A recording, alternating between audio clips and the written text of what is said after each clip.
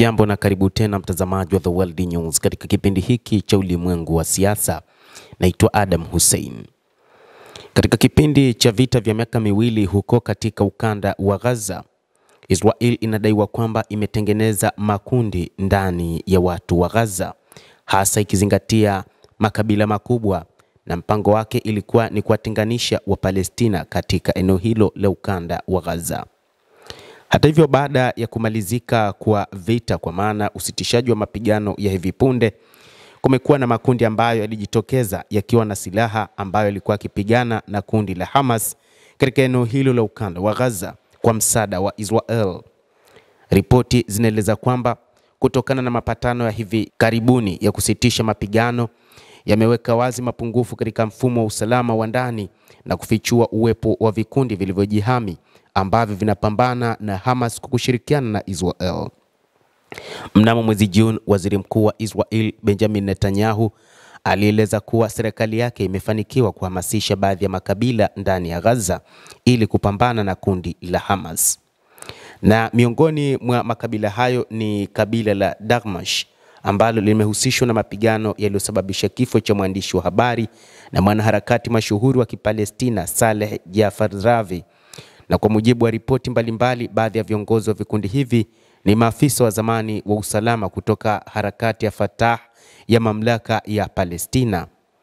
Hamas inatuhumu magenge hayo kwa kushirikiana na mashirika ya ujasusi ya Israel, ikiwa ni pamoja na Yasser Abu Shabab, kiongozi wa wanamgambo wa Rafah, Hussam Astel na Rami Halaz. Mnamo Oktoba ya tarehe 15, kikosi cha kuzuia cha Hamas kilionya upinzani katika ujumbe wa Telegraph kusahihisha mwenendo wao na kulipa jeshi habari muhimu kuzuia upanuzi wa kundi linalopingana na Hamas. Makundi haya yenye silaha yameongezeka wakati vita vya miaka miwili katika ukanda wa Gaza vikiwa vimetulia.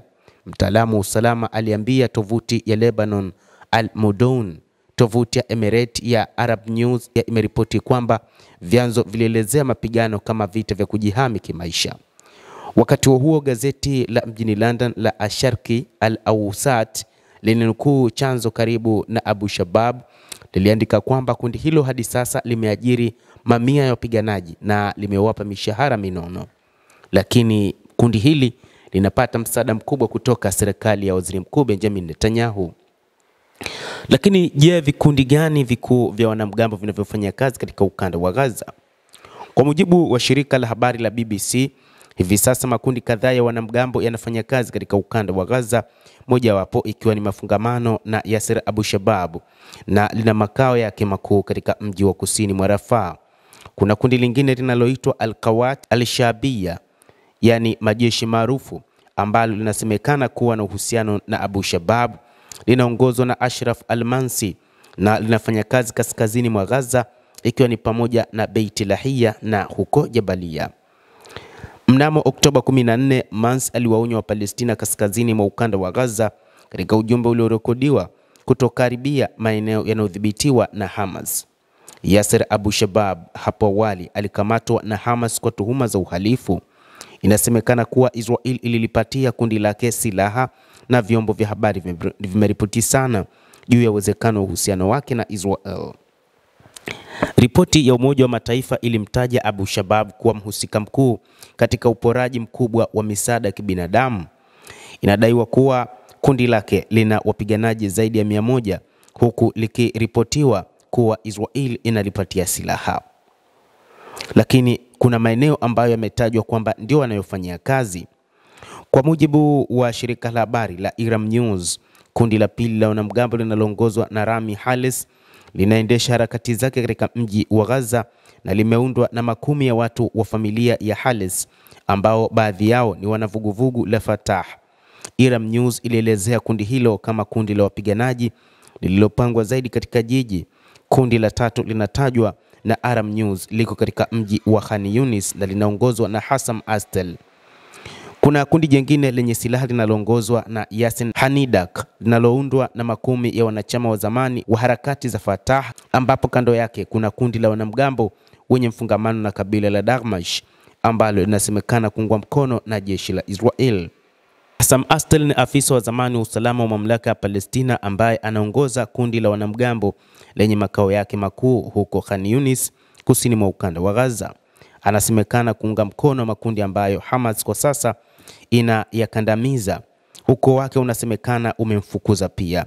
Rami Adnan Halas ana umri wa miaka 46, ni afisa wa walinzi wa mamlaka ya ndani ya Palestina na wanachama wa vuguvugu la Fatah. Alisema anaongoza kundi linaloitwa vikosi vya ulinzi vya watu Qayat al-Difa al-Shabi huko Gaza. Mnamo Oktoba 7 aliuambia mtandao wa Kiarabu wa Jasol News kwamba ameratibiwa kikamilifu na mamlaka ya Palestina, akiongeza kuwa takribani watu 500 walikuwepo katika eneo ambalo analidhibiti.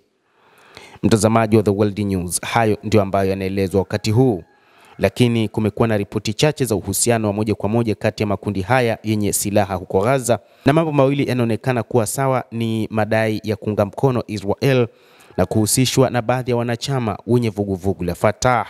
Na gazeti la Times of Israel limeripoti kuwa kulingana na taarifa zilizothibitishwa, makundi hayo mawili, Abu Shabab na Astel, yalikuwa yanawasiliana. Hata hivyo, wachambuzi wa mambo wanasema kwamba huu ni mpango wa Waziri Mkuu Benjamin Netanyahu kutengeneza mazingira baada ya kuona kundi la Hamas ambalo lina nguvu sana katika eneo hilo la ukanda wa Gaza, ambalo pia inadaiwa linapewa silaha na Iran.